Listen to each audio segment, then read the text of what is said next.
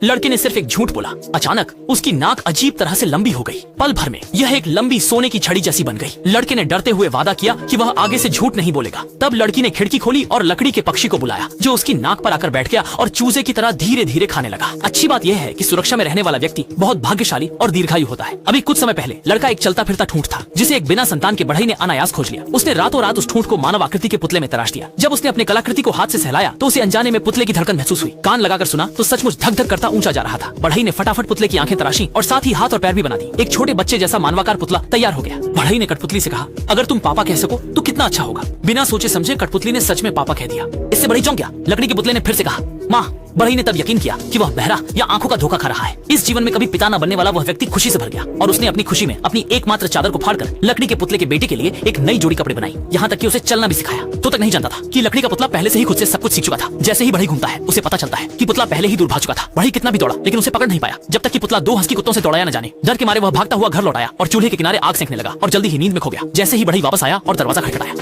जैसे ही लकड़हारा लकड़ी का पुतला उठने की कोशिश करता है, वह जमीन पर गिर जाता है और तभी उसे एहसास होता है कि उसके दोनों पैर राख बनने वाले हैं। वह चिल्लाता है, पिताजी जल्दी बचाओ। लकड़हारे को खिड़की तोड़कर अंदर आना पड़ता है। ये बेटा इतना नालायक क्यों है? हुनरमंद लकड़हारा उसके लिए फिर से नई टांगे तराशता है। बेटा इतना शरारती है, लगता है उसे स्कूल भेजना ही सबसे अच्छा उपाय है।